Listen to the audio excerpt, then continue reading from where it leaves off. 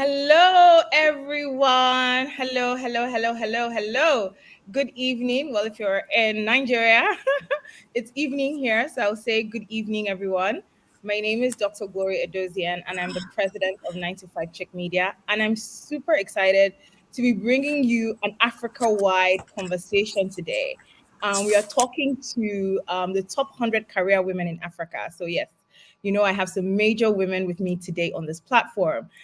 Every year, my company releases the top 100 career women in Africa list. And these women who I'll be introducing to you shortly feature very strongly on that list for 2024. We release that list to amplify the voices of career women in Africa and corporate Africa because they do phenomenal work. And we believe that the spotlight doesn't feature them enough, right? These women are, part of billion-dollar turnovers. They are part of change management strategies. They are raising money across the continent and generally pushing the corporate sector forward in Africa, and they deserve the recognition. So I'm going to introduce these women. We're also having this webinar because rarely when we're having conversations around career women in Africa and our challenges, our issues, solutions, these conversations tend to happen in silos. Or in country. Rarely do we have regional or continental or Pan-African conversations such as this. So this conversation really, I think, is a premier one, which looks at career women across the continent. And hopefully we'll be having riveting, very interesting and informative conversations very soon. Okay, so I'm going to introduce my career women. I'll start, not because I am partial in any way, but I'll start with my counterpart from Nigeria, Nike Macaulay, who is the Chief Executive Officer of Waka Now Nigeria, and she's here representing the tourism sector. Hi, Adenike. Hi, Glory. Hi, everyone. Pleasure to be here. Look forward to the conversation today. Fantastic. And then I have Elisangela Rita. I hope I pronounced that correctly. She's the Program Officer for Fiscal Policies, South African Development Community, and she's in the finance industry and representing Angola today. Hi, Rita. Hi, Bondi, bonne noite, which means good evening to everyone. It's a pleasure Fantastic. being Okay, here. I've learned something new today. And then I have Abina Chopra. Abina. I hope I haven't just murdered that last name. She is the senior brand manager for Scotch and International Premium Spirits, Guinness, Ghana, Nigeria, which is also Diageo. Like I said, she's from Ghana and she's representing the FMCG sector today. Hi, Abina. Hi. Good evening, everyone. You murdered it, but we'll allow it for today. Oh But dear, oh dear. Okay, I'm going to stick to first names, guys. I'm going to stick to first names. And last but certainly not the least, we have Charity Wan Ijuku. I'm shaking my head already. Senior Project Manager, EA Africa Data Centers, Kenya, and she is representing the tech sector today. Hi, Charity. Hi, Charity. Can you hear me? Oh, I think we've lost Charity because of her data, but I'm sure she'll be joining back very soon. Also, I am welcoming to the stage. One of our other women, Rumisha Motial, Managing Director for Southern Africa and East Africa, Robert PLC, South Africa, and she's representing the mining sector today. Hi, Rumisha. Hi, Glory. Thank you so much for the opportunity, and it's amazing to be in such great company. Looking forward to it. Fantastic, ladies. So I'm super glad. If you're just joining us today, please, these are top 100 career women across Africa, and we're having a conversation today around career women in Africa. We're really going to be talking about our challenges, the opportunities, solutions, and opportunities for career women to cross-collaborate and network across the continent. So please, if you're joining us today, do put in the chat where you're joining us from, what city in Africa or outside of Africa you're joining us from today, and tell us your name. I'm here, like I said, my name is Dr. Gloria Edozian, but really I'm here as a facilitator of conversations, right? I'm just here to facilitate the conversation. The spotlight is very deservedly on these women. So I'm going to start with you, Ramisha, if I can. What are the challenges that you specifically as a career woman, as a top 100 career woman in Africa, has gone through in her sector? Well, that's a very good question. Thanks for having me, firstly, again. Well, there's been multiple challenges, especially coming from the mining sector. Multiple challenges like not having role models in the mining sector that I could reference, not having mentors, not having sponsors.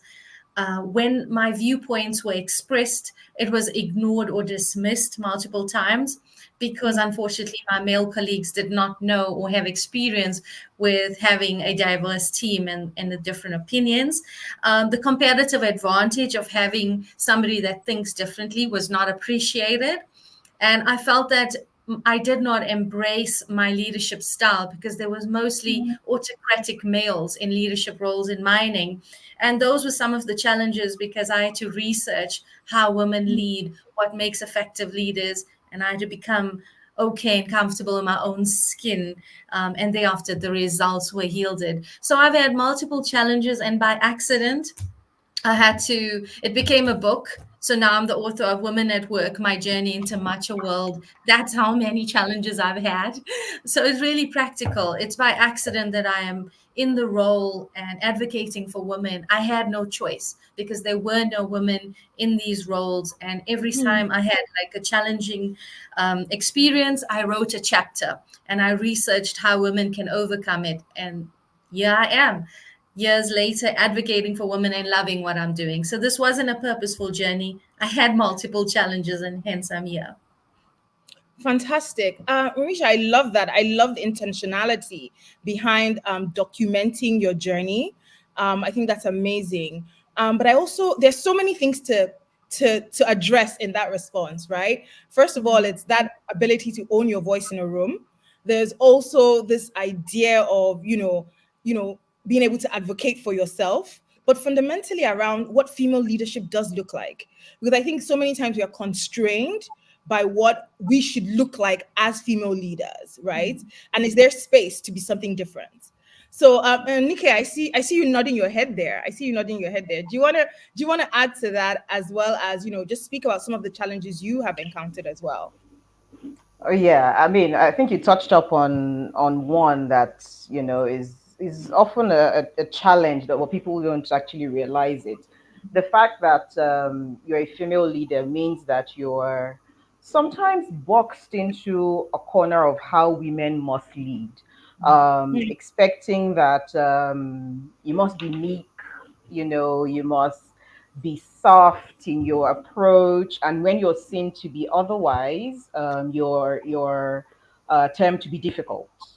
So sometimes having to I would say overcome the gender hurdle when it comes to leading the way that you know that you must lead, given the team that you're leading or given the business that you're leading, some things that you have to get done despite of whether it's a man or a woman in the role, but oftentimes some difficult decisions that you have to make as a leader irrespective of gender are taking a little harsher when it comes from a woman because you're expected to be more empathic and expected to have a softer approach. So being boxed into the stereotypical meek woman leader is sometimes a challenge that you have to hurdle if that is not natural to you. Because again, if you're naturally if your natural disposition to leadership is the I would say the nurturing type of leader, then that's fine. But if that is not your standard pathway to leadership and you're expected to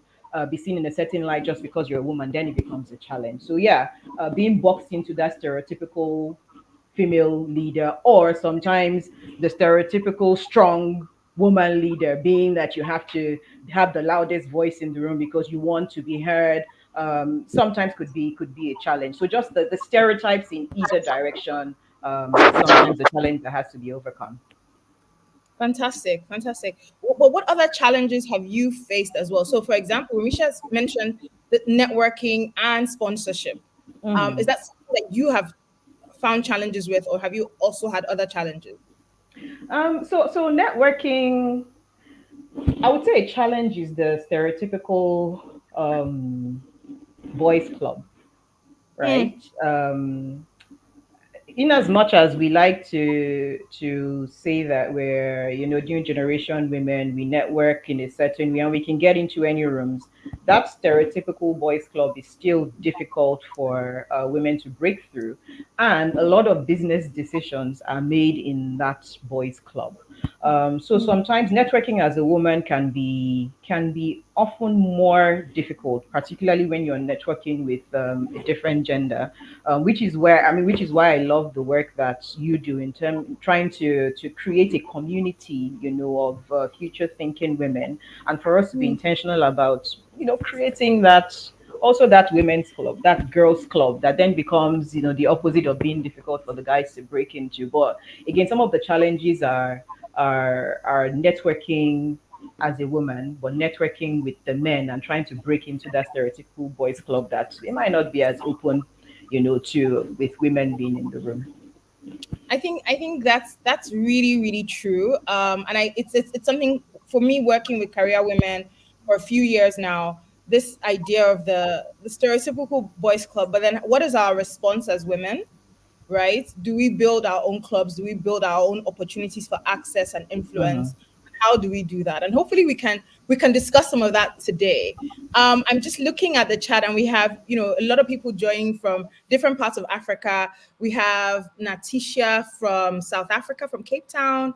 We have Benita from Anambra in Nigeria. We have Cecilia from Kenya. We have Mabel from Lagos. We have someone else who is in Detroit, but actually from Kenya as well. Blessing from Abuja, Nigeria. Welcome, everyone. Please stop putting your questions in the chat, and I'm sure we'll get to them soon. Okay, Charity, I'm excited to have you back on the stage.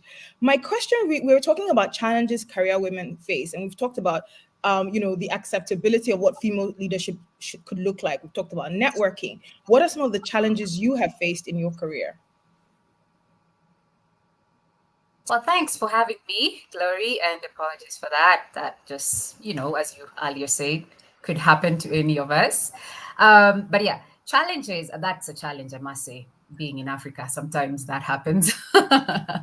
But one of the challenges I would say that I face as somebody who's in the building industry, especially as a Mm, girl, already we mm, know that that is very male dominated already, mm, just mm, as it were. So just from the onset, from the get-go, you get in knowing I'm in on a fight, and I have to fight the big boys. Well, not mm, necessarily big ones, but you have to fight boys all the way through, from when you're in school through, while you're actually working. um, but one of the things that I have learned, and one of the challenges that I've had, is just being on a site. Let me just give an example of being on a site, and the construction workers wonder, okay, so who's giving instructions? They're waiting mm, for the person who's giving instructions. And that does not happen to be you for whatever reason. It's a stereotype that it cannot be a woman giving mm, instructions. However, we've seen that changing in the recent past. We've seen a lot more girls coming into the industry, which is wonderful. We love to see it. We are encouraging a lot more girls in there. Um, but that's one of the things. We live in such a patriarchal society that mm, ways and there's ways that have been mm, set by our forefathers or people ahead of us, that in this particular industry or in this kind of work is only done by men. So as a woman, when you mm, come in, mm, you stick out like a sore thumb. They give you a side eye, and it takes a while for respect to come your way. So you have to mm, earn it. You have to work twice as hard to get the respect that your mm, colleagues, male colleagues, would get on a similar job, which unfortunately is the truth. It happens. We've seen it. We feel it. We go through it. But then I mean, as just a way of coming out of it, I always say, and I know my coach always would tell me, you're the expert in what you do.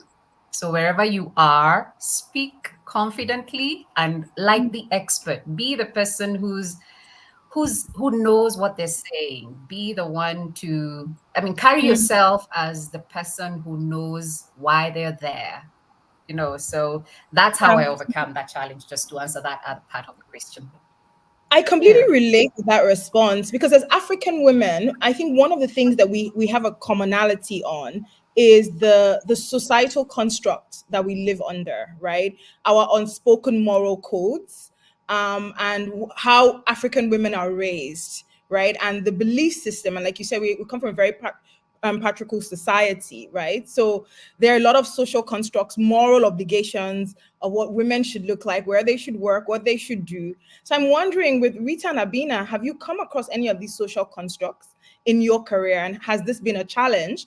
Or maybe it's been an opportunity for you guys. Let's not assume. So I'll start with Abina and I'll come to Rita.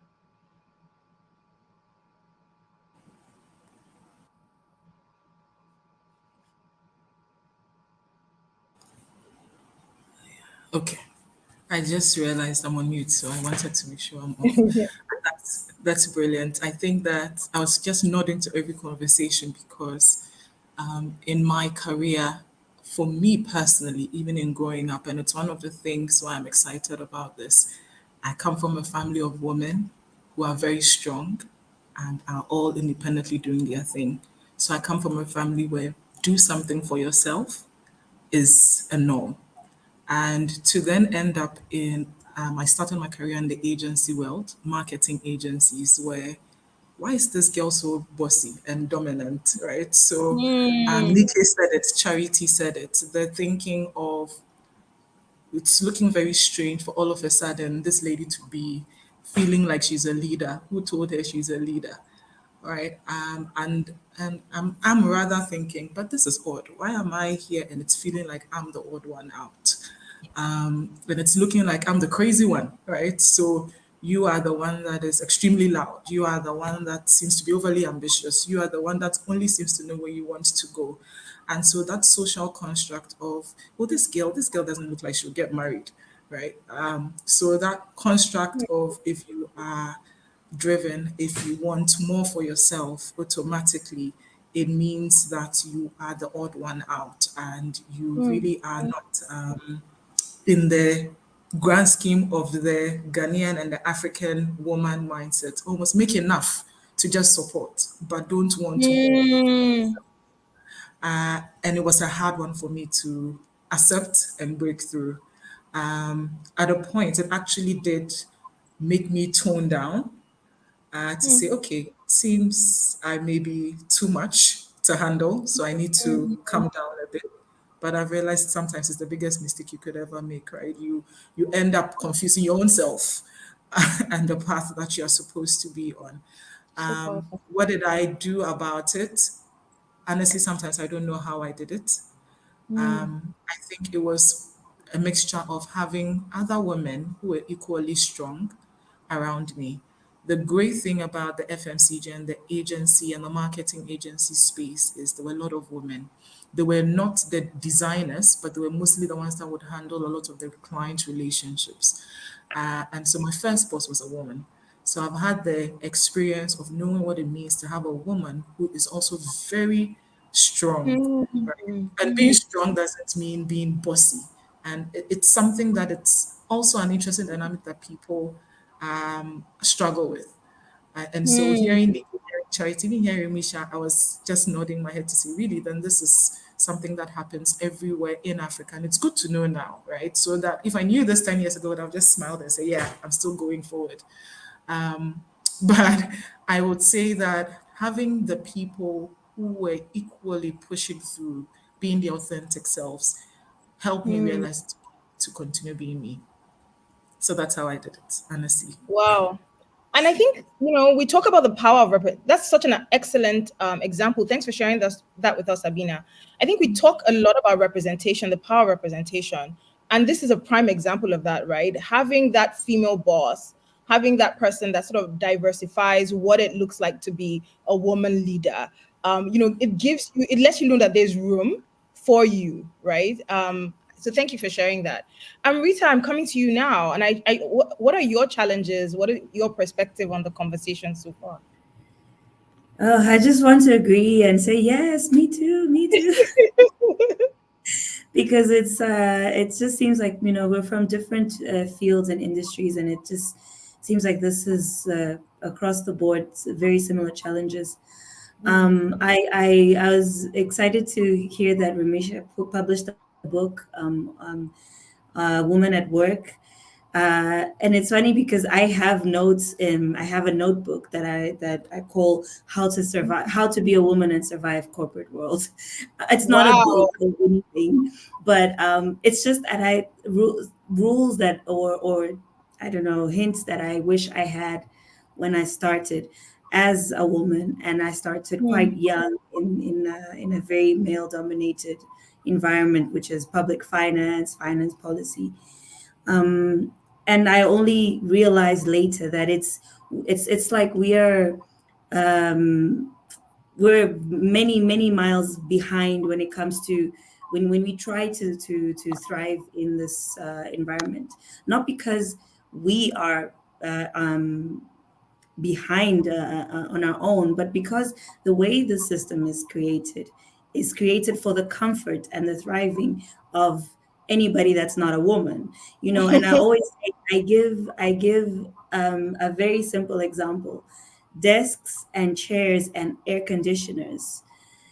If you are in a body that has that you are menstruating once a month every time, this is a very difficult environment to be in. If you're the mm, only woman, the air conditioner is constantly cold. This is just a very apparently superficial example, but it will affect your productivity, it will affect your mood, it will affect how you relate to work and how you relate to yourself and your body as a woman. And it's mm, almost like you have to separate and leave your womanhood at home when you mm, come and wear this other role. But this is not, I believe, as women, we are so multi layered that yeah. we can develop and have so many roles at the same time. We can, if we have the environment for it, we can do Mm, this. But it's always, you're constantly met with roadblocks. You mentioned the networking, for instance. Many women don't network the way that men do, over some drinks or over, I don't know how they do, or over sports, And if you're in a male dominated environment, how do you network then? Then you have to kind of, I'm not saying that women don't network that way, but for instance, I don't in a lot of the situations. And I realize that I have been missing out on many networking opportunities because mm, this is not my cup of tea. And worse, so much so, if you are um, a woman in Africa, that we have so many, and I know you asked that, Glory. We have so many layers to this. I once had struggled to deal with the situation where not only was I the only woman, but the people that were the person that was leading the activity, the situation, was a religious leader. And on mm, top of being a man and a religious leader, I think the expectation was that um, the hierarchy is kept even in the workspace where this is not church. And so it's a challenging situation to handle because you're being mm, assertive, you're talking about the technical aspects that you know how to speak about, you're making your position, but the other person is expecting you to bow down and respect the hierarchy. So this is a cultural thing that is, I'm sure, in other mm, cultures also appears, but it's in Africa is I think we have mm, these specific challenges. And one thing yeah. that has really helped me is to surround myself with women of different fields.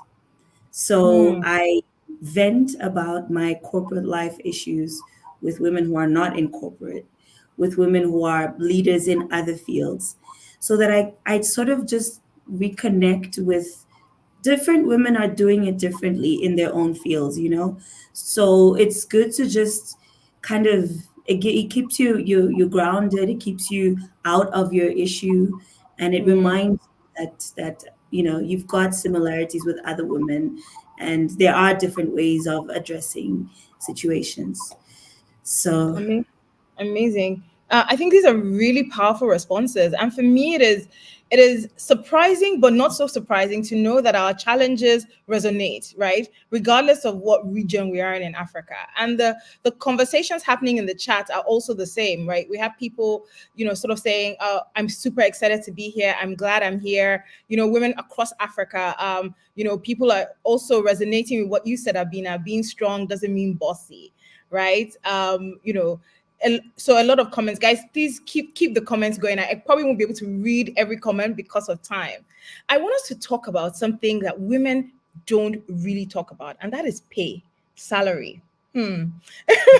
That is something I don't know, for some reason, in Africa women keep very, very tight-lipped about how much they earn and all of that. Whether that conversation, having an open conversation about that, is going to hurt or hinder us is something that we'll park and discuss later. But I really want us to discuss: do you believe there's a gender pay gap in Africa? I remember, I think it was last year or maybe 2 years ago, a list was released of the top banking CEOs in Nigeria, and there was a lot of conversation around how much the men were earning versus how much the women were earning, and people were like, "Oh, does this include bonuses? Does it?" They were just, there was just a lot of hoopla around it, right? So I'm going to come to you first, Nike. Right? Do you believe do you believe there is a pay gap, a gender pay gap, whether it is intentional or not, right? But do you believe there's a gender pay gap in Africa? The short answer is yes. I think there is a gender pay gap. Whilst I don't think it starts off being intentional, and that's why when we have these conversations around gender bias, the most dangerous bias is that unconscious bias. Those things that make you make those things that you actually don't know that make you make those decisions, that further, I would say, drive this wedge between, the male experience and the female experience, be it in leadership or across the cadre. Particularly in leadership, I think, and also from personal experience, yeah. And there's often some reason to rationalize it, yeah. Yeah, women are not as available, yeah, you're not able to travel as much, even if it's not the reality. There's always some reason to rationalize it. The great thing is that now there is so much light on this topic, that I think that unconscious bias is being brought to the top more intentionally. That it's being caught, when you're about to go down that path of making a decision that unintentionally, does not favor the woman as it does the man, which is where we come into the discussions about equity and equality and all of that. Is there a pay gap? I think my short answer is yes. Is there more awareness around this topic? Yes. Is that beginning to drive, positive impact in the direction of closing the gap?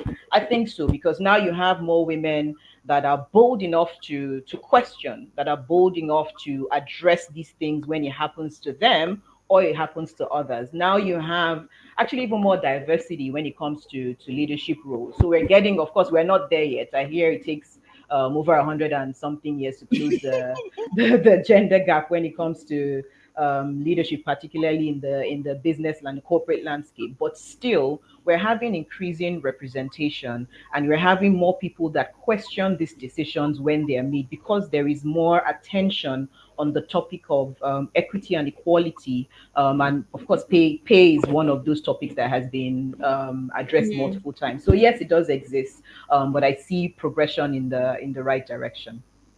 Fantastic. Okay. I love that response. I'm going to vary the question a bit now, and I'm going to come to Ramisha. So, Ramisha, there first of all your opinion on if there is there a pay gap, and I wonder if there's a compensation chapter in your book, Women at They- Work. Uh, there is.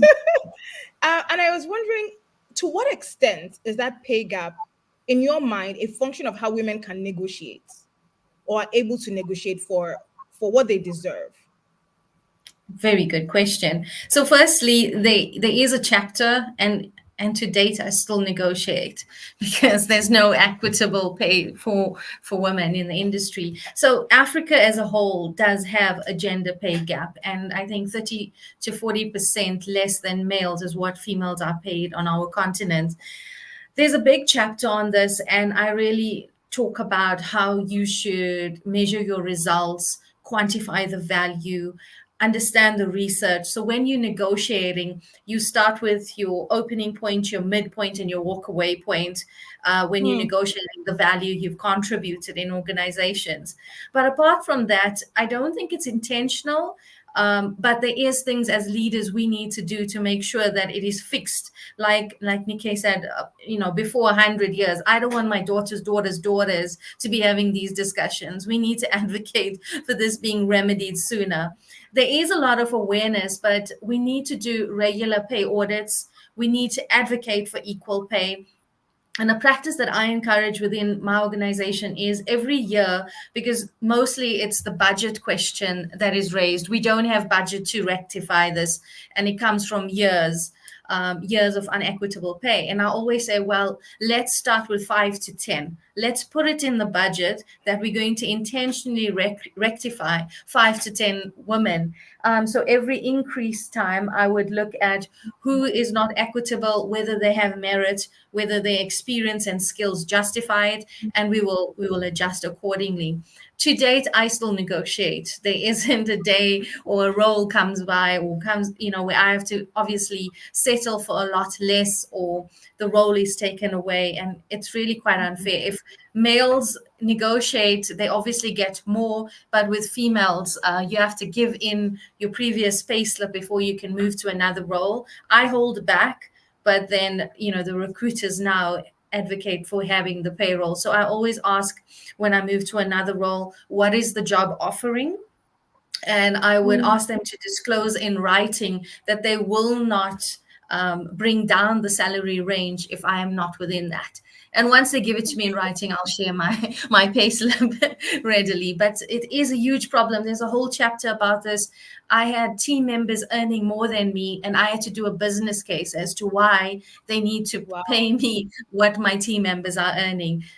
But there's also positive cases. There's cases where you have managers that see this injustice and rectify it. We also need to be conscious of the financial impact on the economy. And I always tell people that women outperform men in 17 of the 19 leadership capabilities. There's a Harvard study of 2019 that outlines this.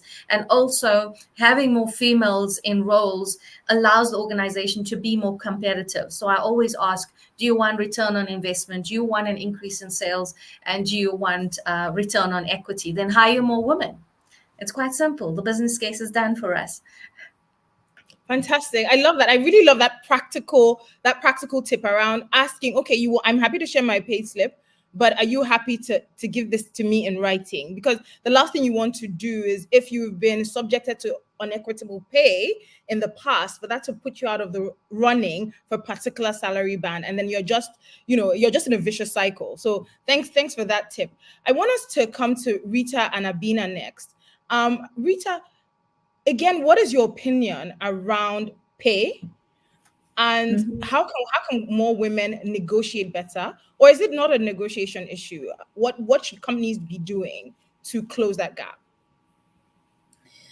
I think, yeah, now at the end of your question, I agree more with that perspective of we should ask what should companies be doing more. I think it's not on us women to figure out how to be better or how to negotiate better, although we ought to do it, right? But the question should be, how do we fix it from source? I mean, the question, not your question, but what we should all be asking, how should we fix it from source? Is it I'm in an industry where salaries are public and are according to categories, and so that makes it a bit easier for that. But it's, I think the pay gap starts before that, before Mm, you're sitting with recruiters. It's how much how much access you've had as a woman compared to a man that is your peer. How much have you been able to advance your education and to meet the requirements that recruiters are asking for? Because some of that, because you've got systemic differences that will forcefully push women down. You know, whether it's maternity leave, whether mm, it's having to stop the studies to care, to be a caregiver for the family. mm, All these things eventually it catches up with the fact that now you're sitting and competing with someone, a man for instance, that has similar requirements but maybe has less exposure, less workshops, less trainings than you have had, and that's how you are being judged, and that's how your offer will be made. So mm, when I think of these differences, I always think of how do we end it for the next generations, you know, from earlier on. Part of the work that I do outside of finance, but within arts, is to bring in women artists to a position where they can build the confidence, build the portfolio, build the exposure that eventually will translate into more confidence and better negotiation skills, and hopefully better pay. But if you just accept us all to come to the competition equally, then that's not realistic. You know, most women are coming from backgrounds that have systemically suppressed their mm. development. Yeah, I think I love that response. Yes, we're going to educate ourselves as women, learn how to negotiate, but it's still a structural issue, right? And it, like you say, how are we fixing it from source? In the interest of time, I'm going to change the question round for both Abina and Charity, and I'll come to you first, Abina. So we've talked around the pay gap, but I want to ask you now around sponsorship versus mentorship. In your career, where have you seen the biggest plus? Was it from mentorship or sponsorship? It was from a mix, actually. Mm, I think the best is if you're able to get a hybrid. mm, That for me is the ideal, which I was able to experience because I've noticed that whoever mentored me, because they had experience with me and had worked with me and knew who I was and what I was capable of, they were mm, they even went the extra mile in becoming a sponsor, right? And it made it easy as well for them to say, yes, I'm a sponsor for this person. A sponsor will also be great if you have a great working relationship with them, but I've noticed that a blend for me worked best. So, for example, there has been a case where I I literally did nothing. My mentor, who then assigned herself, and it was a woman, as my sponsor, literally found my next job for me. Went to the mm, company, said, "I have a great person for you. No need for interview. She's good, and here you are," right? Um, so I mm, strongly believe the best thing is around having a good hybrid, because there have been instances where the mentorship relationship alone would not work as strongly because there are so many dynamics. I know Glory is aware, but I would say, for example, last year I was falling sick a lot, and I did have a mentor, and I could not meet my mentor. To the mentor, I may end up not being serious, right? But if and I keep saying I'm sick, I'm always sick, I'm always sick. At what point do we let go of the fact that you're sick and get the work going? But if you've had someone who is consistently with you, growing with you, and actually it also takes time, you can see that they automatically become a sponsor. Sponsor only relationship I've noticed don't work well for me. It becomes hard for them to vouch for you unless someone else is also vouching for you. So there's someone else acting in confidence, almost like your lawyer, right, to the sponsor who would then credibly push for you. So I think that the best is, in my experience, has been a mix. Having someone who That's an sponsors interesting, and sponsor. yeah. Thank you, Abina. I think that's an interesting response because they do both mentor and sponsor do play different roles. So it's Yeah, interesting for you to share with us the benefit of that hybrid, right? yeah. Charity, I'll come to you and I'll come with the same question. What has been the impact of either or both mentorship and sponsorship? And I'm going to remind everyone in the listening to this conversation, please introduce yourself. If you're just coming, tell us what country you're joining in from and your name, and please start to put your questions in the chat as well. Charity, over to you. Great, thanks, Clary. And I totally agree with Abina because I have a similar situation where I have a hybrid of both a mentor, rather mentors, and a sponsor. I'm currently in my current position. I got here through a sponsor, so that worked perfectly. Somebody who just believed in my abilities, and well, I did have to go through interviews and like you, Abina, but hey, somebody who totally believed in my abilities and pushed through, and just so that I was a perfect fit for where I currently am. And that's the difference between the sponsor and the mentor, because for me, uh, my relationship with the sponsor is I don't have to see them too often. We hardly interact, but once in a while, just catch up on what's happening. However, with the mentor, which I think for with the mentor, there's a lot more interaction because I'm looking at how to develop my skills. I'm looking at how to move to the next step, to the next level. And this is the person who I bounce off ideas. This is the person I probably look up to. And truly, when I'm saying this, I'm actually describing the mentor, the person I'm thinking about. And interestingly, my mentor is a man. So, and my sponsor was a lady. So I have on the Interesting, Diana. mentorship side, I have seen it a lot easier. That's for me, speaking from experience, just having, I have more male mentors in my industry. But for sponsorship, in a lot of areas that have required sponsorship, it's been mostly women, a few guys here and there, but mostly women. Um, so for me, that relationship works very well. Yeah, it's an interesting dynamic. I know I've had a male sponsor as well when I was a very young graduate architect who just spoke out for me when another architect was just being nasty to me. And they were like, hey, don't be like that to her. She's just growing, she's just getting into the industry and would love to learn the loop. So ideally you should be trying to teach her how to do what she needs to do, not to be arrogant towards her. So that's somebody I looked up to until I stepped on to other things. But in the recent past, I've had more female sponsors and more male mentors. So it's an interesting dynamic there Yeah, because with very. I mean,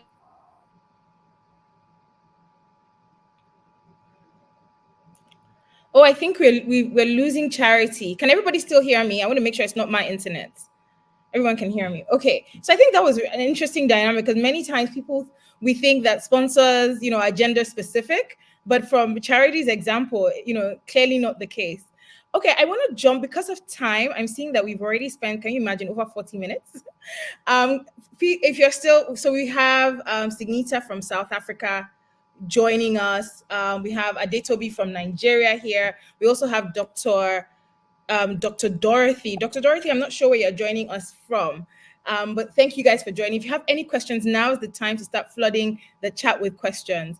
So, Charity, thank you so much. I got your response around, and I was just saying how that's an interesting dynamic, that either mentor or sponsor is not gender specific.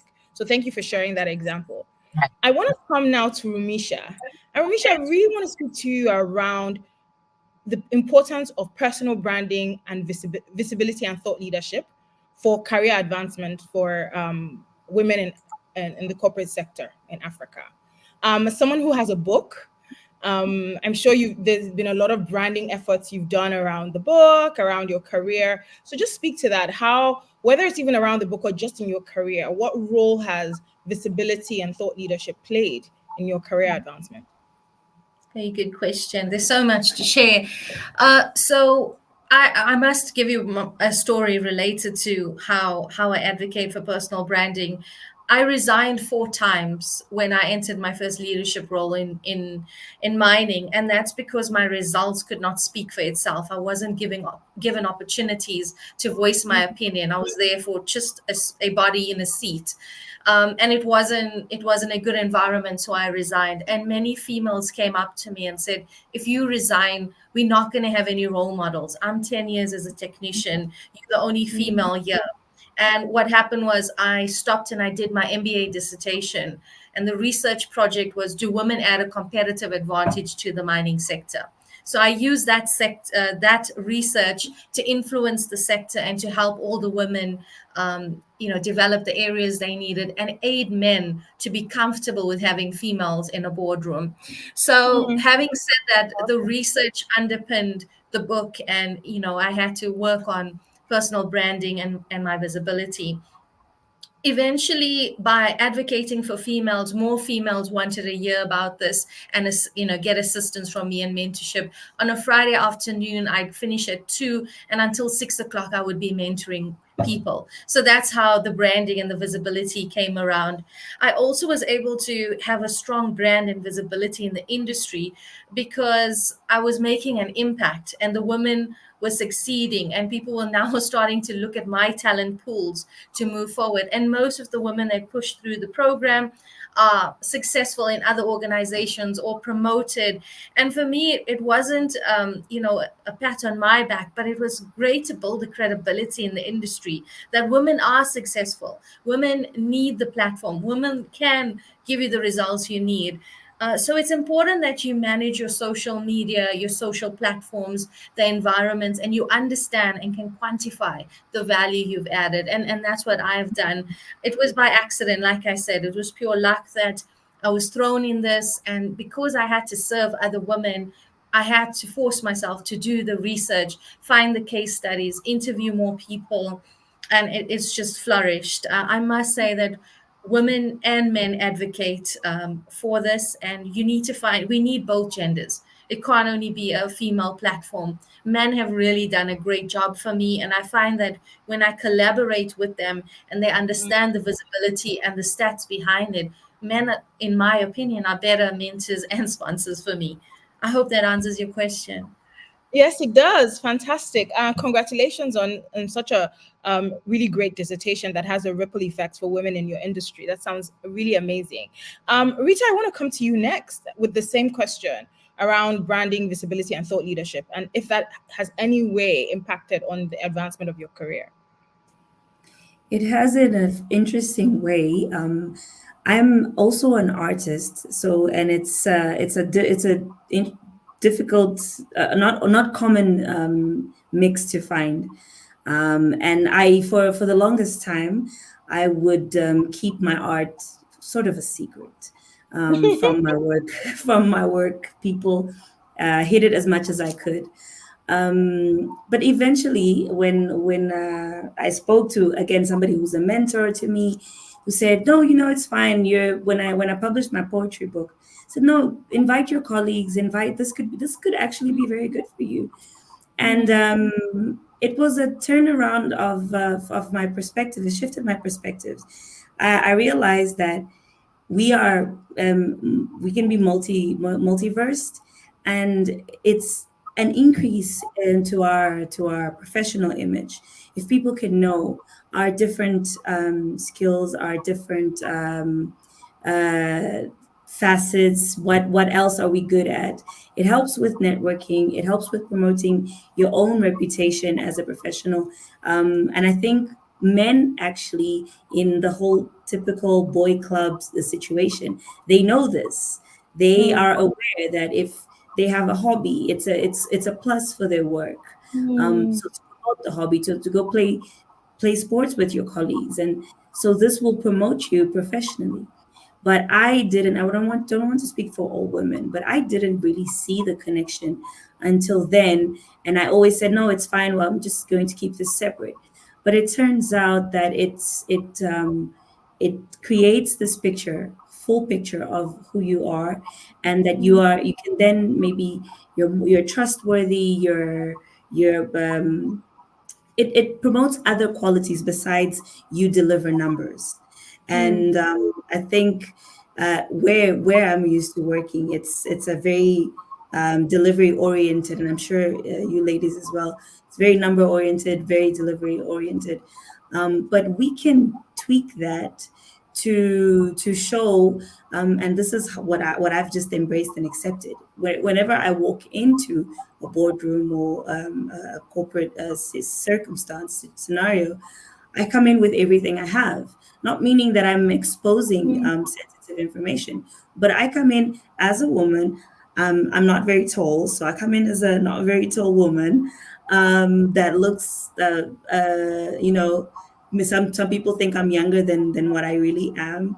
I come in with art, I come in with everything, and I still deliver the work, mm, and high quality work as much as I try.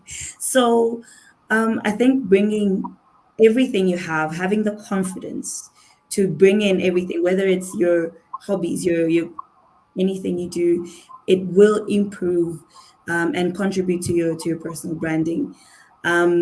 It's been working this way for me, and but I'm accepting tips also if anybody's. fantastic, fantastic. Rita, I love that. I think what I love about your answer is when you bring your full self to anything, you're able to lead authentically, and that space of should I say acceptance and comfort of self helps you to even deliver better and be genuine in your networks, your relationships, and just deliver better results. So thank you for sharing that. I'm going to go to Nika next, and Nika, I'm going to flip the question and ask you something different.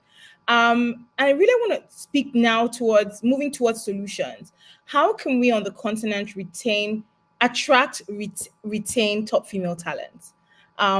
Yeah, because we're hearing that more women are entering the workforce than men, but for somewhere in middle management, we're getting lost, right?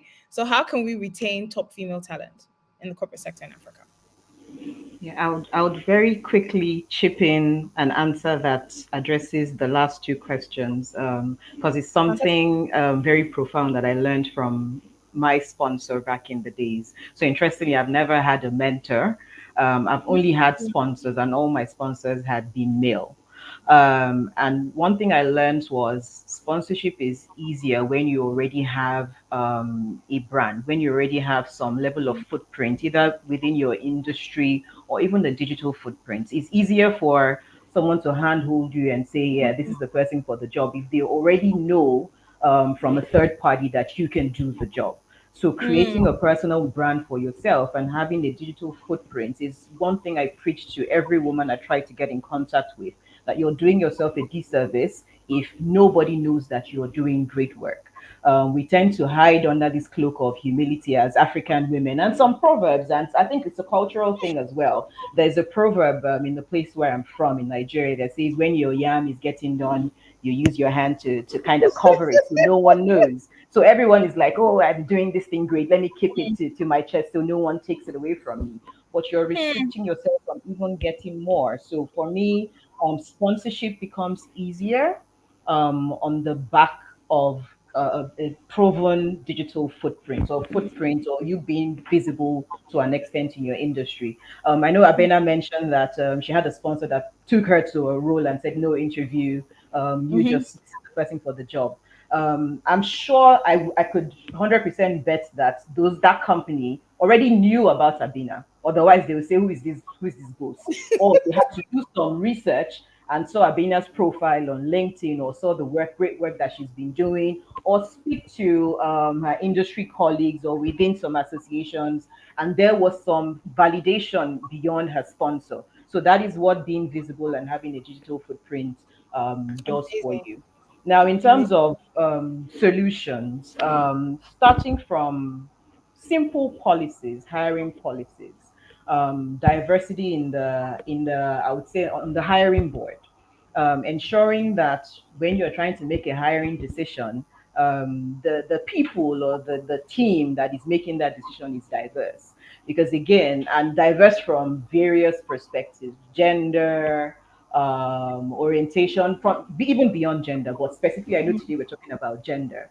Men and women make very, I would say, very unique and different hiring decisions. It's been proven, even business decisions, and which is why they say that businesses or companies that have some level of representation on their boards or in their executive management is statistically proven that they do better in the market or even commercially than companies that are either all female or all male led. So that's the beauty of diversity. So it starts from having certain policies in place that when making strategic hiring decisions, and not necessarily only executive level, across all levels, that hiring board is diverse, is as diverse as is possible. Um, Also, in terms of ensuring that there's some positive modeling in the workplace, knowing, amplifying the voices of women that have walked the path, which is why I continue to give kudos to platforms such as yours that continue to amplify the voices of women, knowing that others have done it well. Because it's not just about that woman, it's about the next one that is coming in line. You saying this person has done it well. Yes, she's female. It's easier for me to make a hiring decision that would favor the next woman in line. So, in terms of, it's one thing to have a policy that you must have 50% women and 50% men. But you also have to show that the ones that have gotten the opportunity are actually making the best of it, and amplifying the voices of the women that are doing such has a place to play there. Amazing, amazing. I love those responses because they are practical today solutions, not pipeline in the future type solutions. So thank you, and also thank you for also buttressing the point and sharing your stories around sponsorship. I think that's incredible to be aware of. Charity, I want to come to you next, really, and I want to ask you the same question. What are your thoughts around retaining top female talent in on the continent?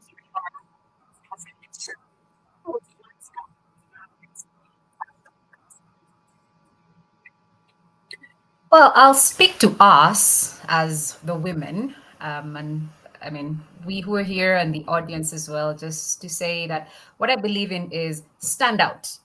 What makes you stand out? I know my sister is probably in the audience as well, and I remember one day she asked me, "What's your special sauce? What is that thing that differentiates you from everyone else? What's your special sauce?" So that's one of the ways to retain talent, because if you know what makes you stand out, then you do it best. And that's the one way that you're called upon to do, whatever it is that you do, and you do it well. So that's one way of retaining you. The other thing is know your value and your value add and work towards it. Be able to define your value add. If somebody asks you what is it that you do that is different from everyone else? What's your value add to this organization? What's your value add in your space? What's your value add wherever it is that you are? If you're not able to define that, then you're just keeping busy. So that, for me, that is what I would say would help retain a lot of women. And for us as women, we shy away from I mean, we just talked about being very humble, as Nika has said. And it's a very cultural thing. We want to seem humble. We don't want to look like we're aggressive. No, I'm not. Nobody's asking us to be aggressive. We're being asked to be assertive. And there's a very huge difference between being aggressive and being assertive. So know what it is that you know, and I hope it's right. Know your value add and be assertive about it. Be firm. That's what Hmm. sometimes when Oops, I think we've lost Charity again. Somebody has said that there are some floods happening in Kenya, and that might be what is interfering with the internet. Okay, so we'll just move. Can everybody hear me? Can everyone still hear me? Great. Okay. So Abina, let me come to you. And I want us to start moving towards solutions, right? But before we get there, I want to ask for your perspective around retaining top female talent. I think Charity responded to that from the role of what women can do to make sure that they are seen as top talent in their organizations. So you can respond from any perspective. I've been thinking about it since Nikki also started talking. I think, but the answers between what Nikki said and Charity said, I don't think it gets any better than that, honestly. Um, if I look at Guinness Ghana currently, there's so much that has been put in place to help women that it makes it achievable. It's really at your fingertips. All it takes is to what Charity said. Put in the Mm, work. Show yourself, be visible. Let's see the mm, effort that you put in, and it is there for you. Um, our leadership, our MD is a woman. mm. Our supply director is a woman. Our board has so many women on there. We have 6 months maternity leave. So that is Wow. taking into Is that consideration paid? all. 6 months full Yes, pay? full pay, 6 months full pay maternity leave for women and a full month for men, right? So essentially, everything has been put in place for growth and for women to not have an excuse. If the excuse was childbirth, go, feel free, and come back with your best self to continue, day. right? So it's policies that are in place, and it's you as the woman realizing that you don't need to be humble, and it's okay to want more for yourself, right? And push for it. So for me, I think those are it. But the one thing I would say from a solution point of view is I want us to get to the stage where it is not novel, it's not new to have women doing great things. And it should just be about the individual. I shouldn't be excited to say my MD is a woman. I should just say, I have a great MD who is extremely brilliant. And that is the North Star for me, right? Hmm. So when we get there, I pray we do. Love it. Let's get 90% there, where it shouldn't be just about, oh, this great woman who leads this company. No, these are great individuals, and that's what we appreciate. Love that. Love that. Okay, we're moving now to solutions, and already we have a question. Um, and that question is for Rishima. And we have it's from Sunjita Comfort. And she says, how would you how would you advise young women in the mining industry who are struggling to cope in the industry? Thank you for that question, Sunjita. Rumisha, I think that question was directed at you. A very good question. And I think the mining industry has made progress. However, we still have a way to go. So I can completely relate to the challenges that's still on the go. What's important is that every organization needs to have an inclusive culture, because if you don't have an inclusive culture, what happened to me is they put me in for, just to be a diverse person without a voice, and they thought I was just going to take instructions. So the culture needs to be okay to have me in it.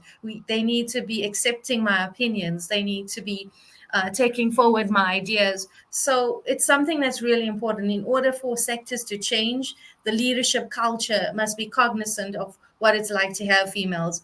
There were no bathrooms when I needed to go. For instance, there was no Wow. infrastructure. The PPE is not fit for females. When you go underground, you have to take a full overall off, and females are exposed. Now we have two-piece safety gear. These are the type of challenges we had. The safety shoes were always oversized for me. So in these type of environments, the infrastructure was one of the biggest issues that I experienced. And my advice to you would be sure, similar to what Charity said, be sure about what you bring to the industry. Be sure about what you affirm to yourself. Be sure about the mentor you select and the sponsor you select. Something that we don't do well is sneaky bragging, and I write about this in my book. Is we always humble, but there's nice ways to sneakily brag. For instance, if you closed a great deal, a client can send an email to you saying well done, and that's a way for you to get the recognition you need. It would be great for a colleague to speak up for you when somebody speaks over you and say, this person mentioned XYZ and it's a great idea. So those are some of the things we need to do: is stop being humble. Don't be arrogant, but understand what you bring to the table, and also accept it. And that comes with having a strong idea of who you are. Only when I understood who I was and what I needed to achieve did I really flourish in my career. So if you're in the industry, my advice to you would be sure you're rock solid so nobody can shake you. The environment is not made for us. So you need to know how you're going to contribute, what you're going to be doing. Have a thick skin. There's no soft cushion in mining, unfortunately. That's the reality.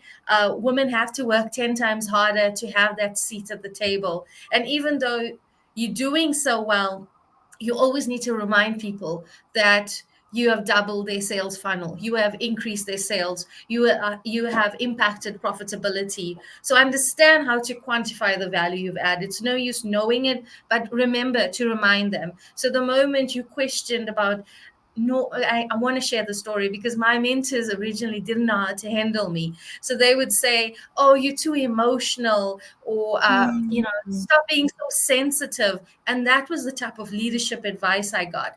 And I started asking around questions around my team members, like, how was your first 90-day plan with your mentor? And they would say, no, I was doing my 30, 60-day plan. I was understanding which geographies we're going to expand in. Whereas my mentors were, you too emotional, you too sensitive, learn to be more confident, you an introvert. And although I was all of that, it's important to understand I may be that, but I also have strengths that needs to be leveraged, and I can also contribute to success.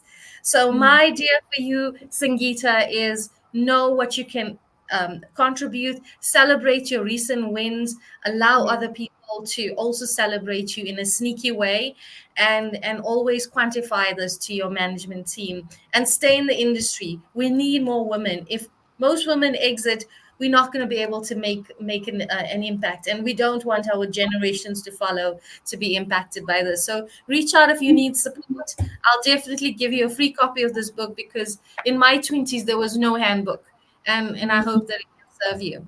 Okay.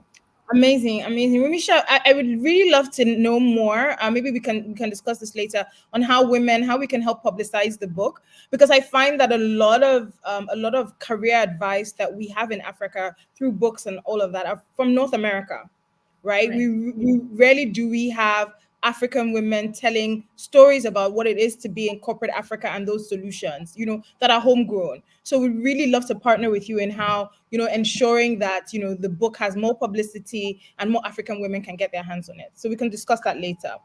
I'd love Um, to.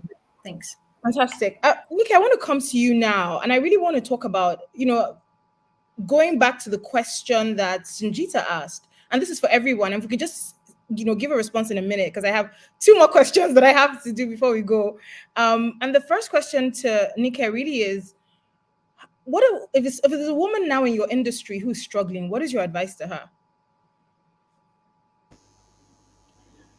Honestly, I think Charity mentioned something very profound, which is you knowing your value, you knowing what you bring to the table. I know there's always this discussion nowadays about what do you bring to the table, what do women bring to the table. Also, answer that question for yourself professionally.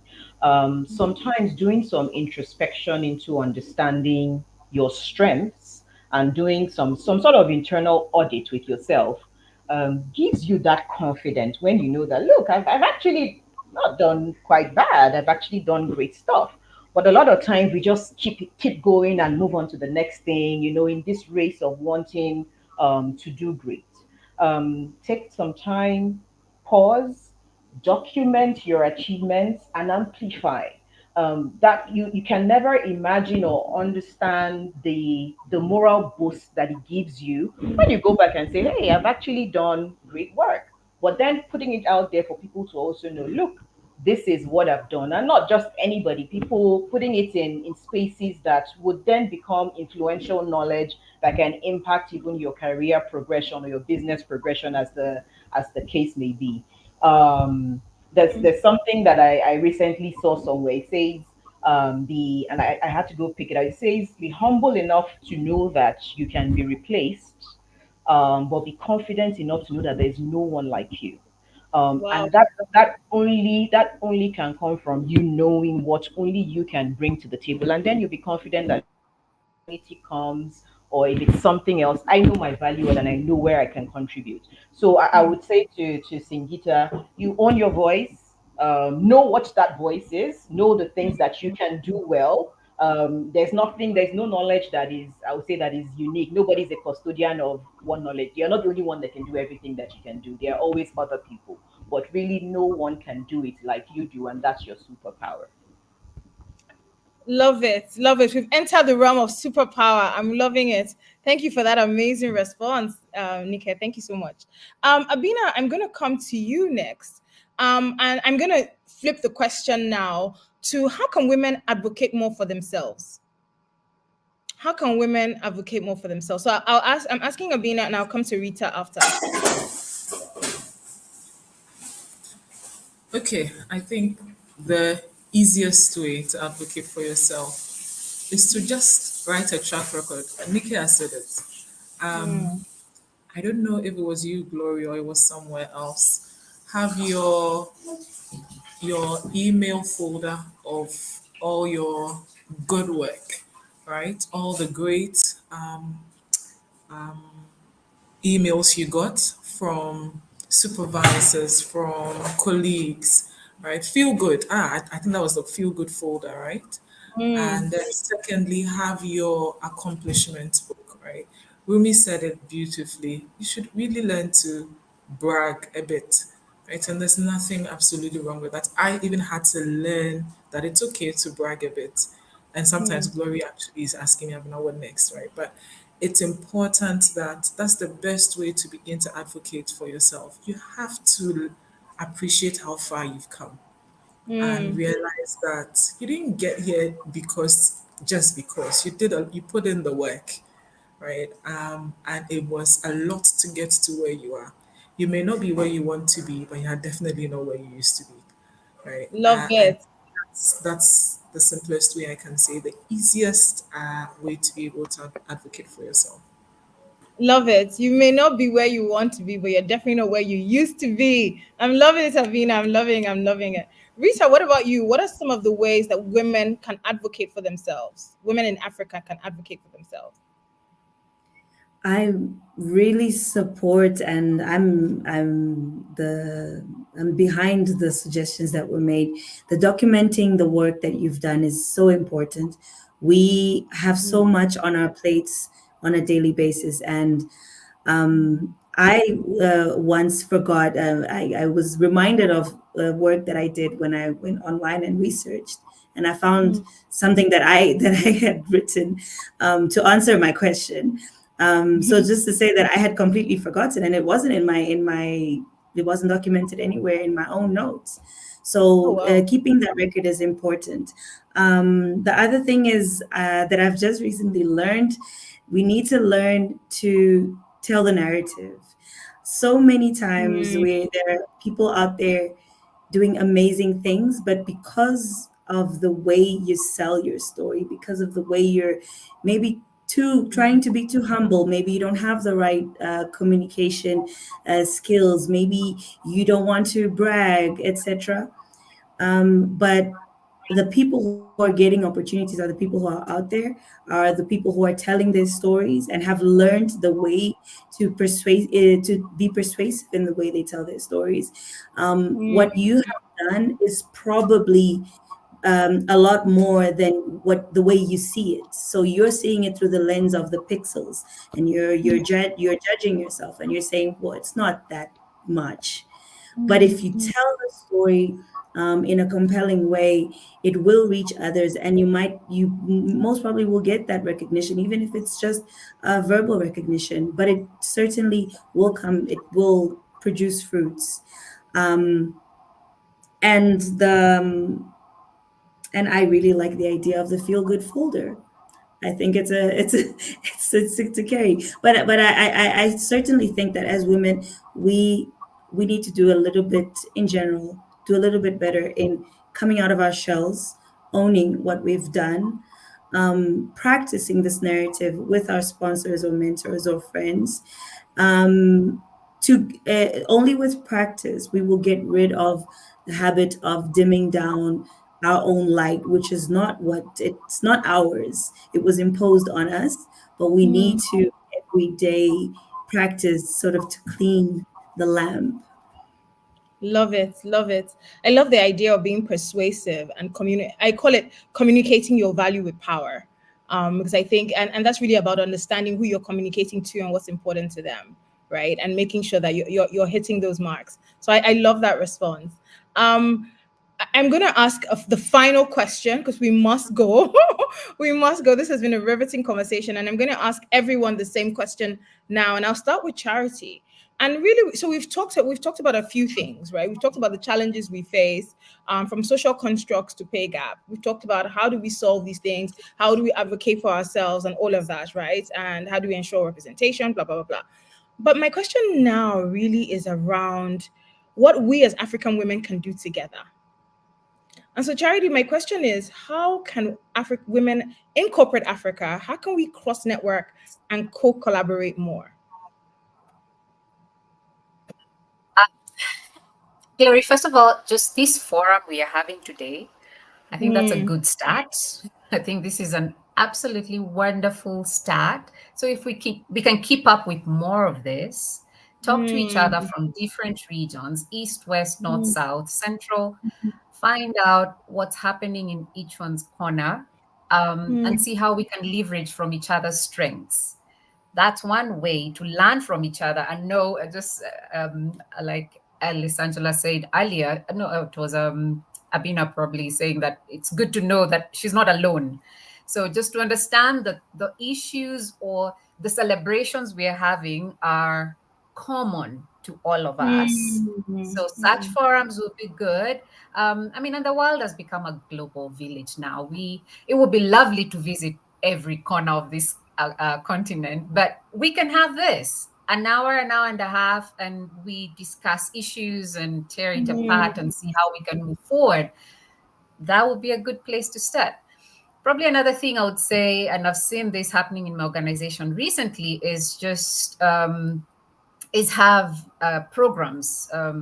What do we call them? Internship programs, exchange programs. That's what we call them. Those work. I mean, depending on the organization that we are in, we could collaborate as women, and depending on whichever organizations we are in, see how we can have exchange programs for mm. the different younger women, not necessarily just the women, because sometimes I'm worried for the boy child now. I think we all are. We probably need to bring them in as well. These exchange programs should probably have both the girls and the guys, and just exchange ideas and see how else people live out there, what Mm. else happens away from home, because a lot of times when you're just at home you think this is where everything is perfect until you go somewhere else and see they do things differently. So those are two ways that I think we could collaborate, two ways that we can keep in touch, two ways that we can build each other as well. We can seek Phenomenal. out opportunities. I mean, we can create our own. We don't have, in our various organizations, we can create different opportunities for internships or for collaborations like this, and bring in other people in as well. Fantastic, fantastic. Something just came to mind actually on a separate question, and that was what Rushina was saying around, Uh-huh. the PPE being really big and all of that. And I think I was going to say this then, but it slipped my mind that women need, when we see something is wrong or doesn't, is going to cause some sort of inequality. We actually are in spaces where we can make changes, and it's important for us to note that, right? To actually say, actually, women can't work here because there are no bathrooms. I mean, women can work, the PPE uniform doesn't fit, I know.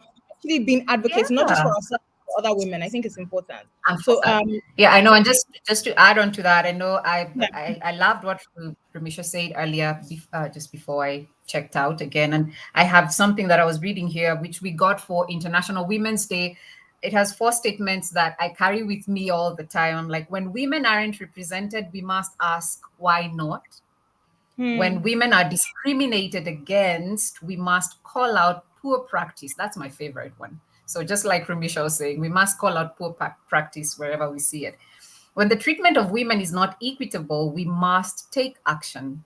And we Hmm. must do this each time, every time. So that's how we Wow. keep each other accountable as well. I Yeah. love that. I love that. I love that. I didn't hear. Do you want to speak to that in terms of what women can do to foster cross collaboration across the continent and networking? I mean, I think it's just being intentional about creating these connections, but honing and nurturing these connections that we create. Um, the platform that you have is one. I mean, I think we five here are part of a group of 100 women that have been recognized as people doing some great work in our various industries, but being intentional about shouting out the next woman that is on the list, or even if you're in a new country or going somewhere for a business meeting, seeking out those digital connections that you do have. Because I mean, there's a lot of digital connections that I think we are now intentional about creating, but taking those now to the next level, of having physical connections, nurturing those relationships, knowing what the next person is up to, and therein might lie your next opportunity. Sometimes just from even knowing what is going on in a particular industry, therein might lie an opportunity for you. But if you do not know, if you do not connect physically, digitally, as the case may be, you will not know. So being intentional about nurturing the relationships that are formed, albeit on digital platforms, is a way to start creating that cross pollination with networking, for us to see it, grow to the next level where we begin to create opportunities for ourselves beyond just knowing each other. I love that. I really love that. I think this idea of nurturing those relationships. So it's not about making those relationships, but how do we nurture those relationships? I think, and as we were saying it, ideas were just fluttering in my head. And I think what we should do, because we've released this list now for 4 years, and I think we should just have a networking webinar with all the women that are on the list. And let's all just chat and talk, and get to know one another. So thank you for that, Nike. Thank you Absolutely. so much. Thank you. Abina, I'll come to you next, and then we'll go to Rita. What are some of your ideas around how how women can, cross collaborate and network on the continent? I mean, as Nikki and Charity were talking, the one thing that came to my mind is become a connection yourself. Hmm. It's about time. I think I had written a post about where all the African women were, the successful career women. All I do is randomly hear in one newspaper, this woman is now the MD. But who is she? How did she get there? Then I'm curious and I go online and I realize there's nothing about her. How do I connect with her? I have no idea. Hmm. We need to become connections ourselves. We need to Wow. use what these platforms are, which are actually platforms where they literally help us elevate ourselves so that we can be seen by other women. If you cannot be seen as an African woman, if I can't find you, how do I connect with you to even now understand and follow your journey? So the biggest thing is we becoming connections so that we become more discoverable and we can find each other. So that's just it for me. Wow. Wow. You ladies are top 100 career women for a reason. right? You are top of your career because I mean, such intelligent conversation. So I'm gonna come to Rita and then go to Rumisha. Okay, Rita. Yes, it starts with us, what connections we are making, what references we are making that are supporting other women, how much we are being bridges as well. Mm, And it doesn't we don't have to be in a leadership role or in a spotlight position to be a bridge to someone and to create these facilitate that if you know a woman that is an expert in an area, and if you know somebody who's younger who might need some mentoring, you could be a bridge for those two people. mm, Just an example, I what I noticed is the difficulty is mostly information. And when I often when I'm speaking about the arts events that we organize, that are specifically for women, it is the most frequent question is, you're creating spaces, you're promoting, or you're bringing up more artists. And I always answer, I'm not creating artists. They exist, they are there. mm, The women mm, have the skills, the women have the passion. um, all I'm doing for this specific thing is I'm removing some of the barriers.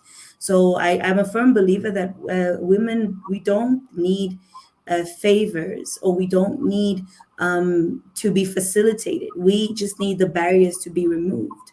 Sometimes it's as simple as mm, having inclusive events at a time that helps women who are mothers of young children.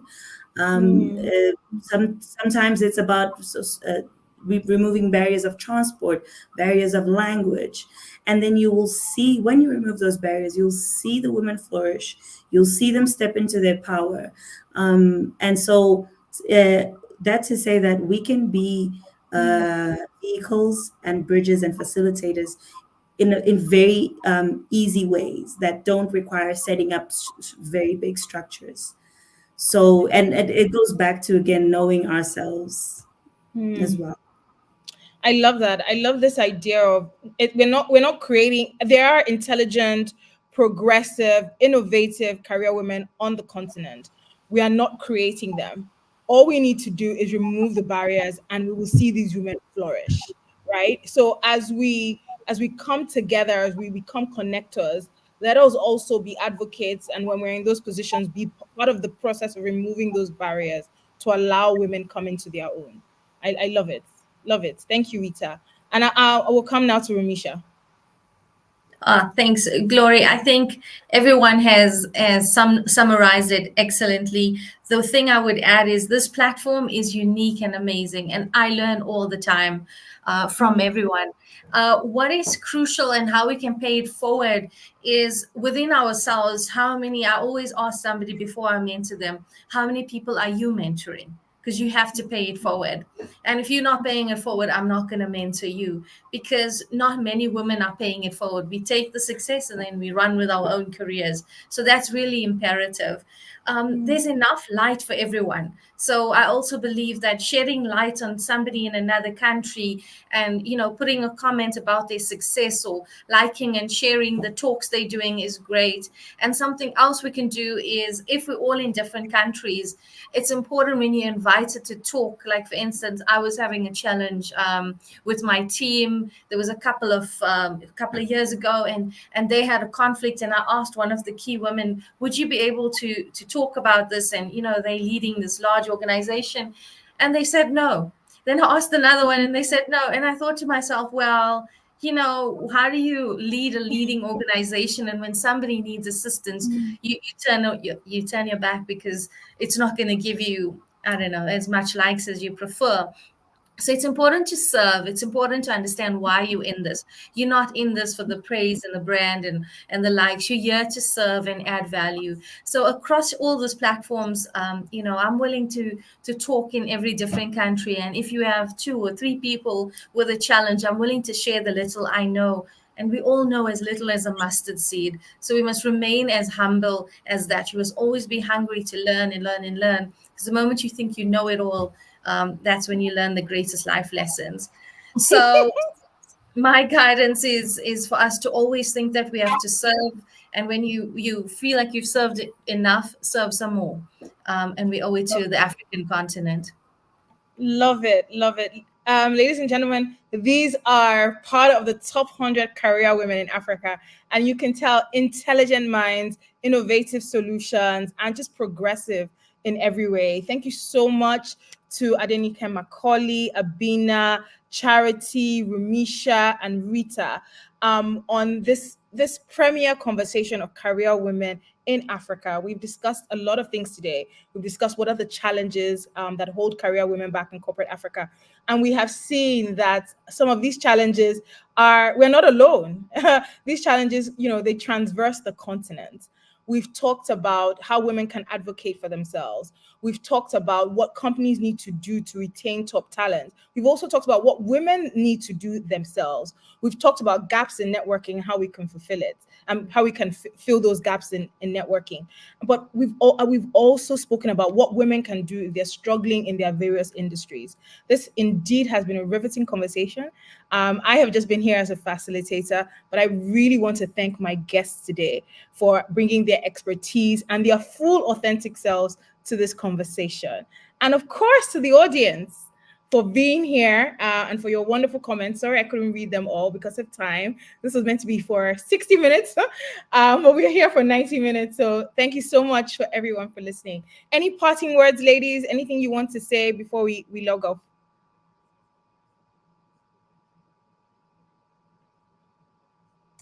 Glory, you have an amazing platform, and thank you for sharing all your wisdom, your knowledge, and facilitating this.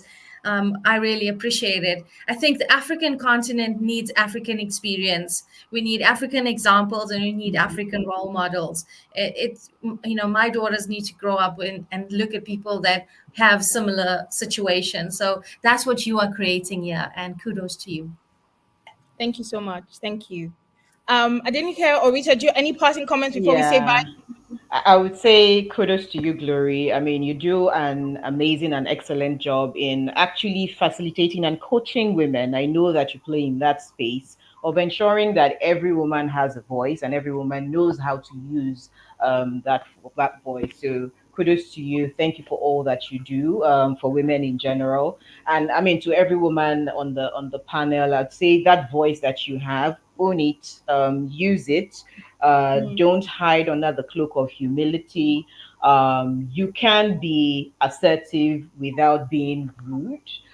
You can own your voice without being bossy, but ensure that you know your place. You have a seat at the table because you are deserving. Always remember that, but ensure that the value that you're adding to that, wherever that you find yourself, is not ever questioned. And that's first of all, that is never questioned by you. Once you know the value that you bring to the table, amplify it, and the world will see you shine.